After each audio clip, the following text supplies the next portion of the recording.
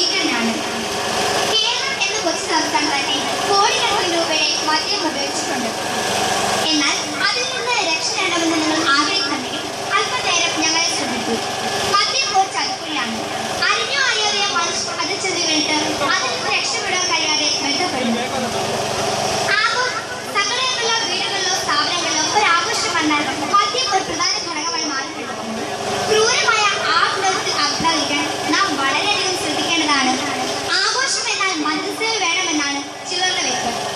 ഓണവും ക്രിസ്മസും നബിദിനവുമെല്ലാം കേരളത്തിലെ മദ്യവ്യാപാര മേഖലകളിൽ ഒരു പ്രധാന ഉത്സവമായി കണ്ടിരിക്കുന്നു. ഈ ഉത്സവങ്ങളിൽ കുടിച്ചു നിൽക്കുന്ന മദ്യത്തിന്റെ ലാഭവും കണക്കും വളരെ വലുതാണ്. ബസ്സിൽ കയറുവാനും പഞ്ചായത്ത് ഓഫീസുകളിൽ ക്യൂ നിൽക്കുവാനും മനുഷ്യന് തീരെ ക്ഷമയില്ല. എന്നാൽ കേരള ജനത ഏറ്റവും കൂടുതൽ ക്ഷമയോടും വിനയത്തോടും നിൽക്കുന്ന ഒരു സ്ഥലമാണ് മദ്യവിൽപ്പനശാലയുടെ മുൻപിൽ. ഈ തലമുറ മദ്യത്തിൽ തുടങ്ങി ലഹരി മരുന്നുകളിലൂടെ കുറ്റകൃത്യങ്ങളിലേക്ക് വീണുകൊണ്ടിരിക്കുകയാണ്. യൗവനക്കാരിൽ മദ്യത്തിന്റെ ഉപയോഗം ആശങ്കാജനകമാവണ്ണം വർദ്ധിച്ചു വരുന്നു. മദ്യത്തിന്റെ ദോഷഫലങ്ങൾ ഇനിയും ഒരുപാടുണ്ട്. മദ്യം നമ്മുടെ മനസ്സിനെയും ശരീരത്തെയും ഒരു വേർക്കാക്കുന്നു, ധനനഷ്ടമുണ്ടാക്കുന്നു, മാനനഷ്ടമുണ്ടാക്കുന്നു, ശാരീരിക അവയവങ്ങളെ നശിപ്പിച്ച് നമ്മെ നിത്യരോഗിയാക്കി മാറ്റുന്നു. മദ്യം കീശയിൽ നിന്ന് പണത്തെയും ഭാര്യയിൽ നിന്ന് ഭർത്താവിനെയും ജീവിതത്തിൽ നിന്ന് ആരോഗ്യത്തെയും കുടുംബത്തിൽ നിന്ന് സമാധാനത്തെയും സമൂഹത്തിൽ നിന്ന് അംഗീകാരത്തെയും ഇല്ലാതാക്കുന്ന ഒരു വില്ലനാണ്. അല്ലയോ ശ്രോതാക്കളെ, നിങ്ങൾ ഒന്ന് നോക്കുക. മദ്യം വിഷമാണ്. അത് മനുഷ്യന്റെ ജീവിതത്തെ നശിപ്പിക്കുന്ന ക്രൂരനാണ്.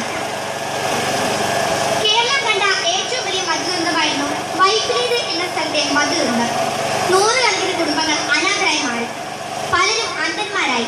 ഇത് കേരളത്തിൽ ഒരു വലിയ ദുഃഖമായി മാറി. പുനലൂരും പാലക്കാടും തൃശ്ശൂരും തുടങ്ങി മറ്റ് പല സ്ഥലങ്ങളും ഇതിന് സമാനമായ സംഭവങ്ങൾ തന്നെയാണ്. വ്യാജത്തിന്റെ കുത്തൊഴുക്ക് കേരളത്തിലെ സദാചാരത്തെയും സമ്പത്തിനെയും കുടുംബ ബന്ധങ്ങളെയും കീഴ്പ്പെടുത്തി. മദ്യത്തെയും മയക്കുമരുന്നിനെയും തകർക്കാൻ കഴിയാത്ത ഒരു മേഖലയും ഇന്ന് നിലനിൽക്കുന്നില്ല. വ്യക്തിത്വം, കുടുംബം, മാന്യത തുടങ്ങി മറ്റ് പലതിനെയും ഇത് ദോഷകരമായി മാറുന്നു. എന്നാൽ വിശുദ്ധ ബൈബിൾ ഇപ്രകാരം വിളിച്ചു പറയുന്നു: മദ്യപാനി ഒരിക്കലും സ്വർഗ്ഗത്തിന് അവകാശിയാവുകയില്ല. അവൻ ദൈവത്തിൽ നിന്നും സമൂഹത്തിൽ നിന്നും അകന്നു പോകുന്നു. എന്നാൽ കൗൺസിലിംഗ് കൊണ്ടോ ചികിത്സ കൊണ്ടോ ഇതിന് പൂർണ്ണമായ പരിഹാരം കാണുവാൻ സാധിച്ചില്ല എന്ന് പറഞ്ഞേക്കാം. ഏകമാർഗം ദൈവം മാത്രമാണ്. നിങ്ങൾ മദ്യപാനം ഉപേക്ഷിച്ചു.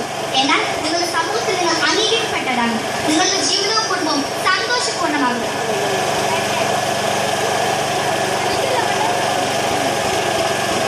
എത്രയോ കുട്ടികൾ പിതാക്കന്മാരുടെ മദ്യപാനം മുഖാന്തരം കഷ്ടപ്പെടുന്നു. അവർക്ക് നല്ല വസ്ത്രങ്ങളില്ല, അണിയാൻ കഴിക്കാൻ ഭക്ഷണങ്ങളില്ല, പഠിക്കാൻ പോലും കഴിയാതെ. നിങ്ങൾ ഒന്ന് ചിന്തിക്കൂ. മദ്യത്തോട് വിട പറയൂ. എന്നാൽ നിങ്ങളുടെ കുടുംബം സന്തോഷപൂർണ്ണമാകും.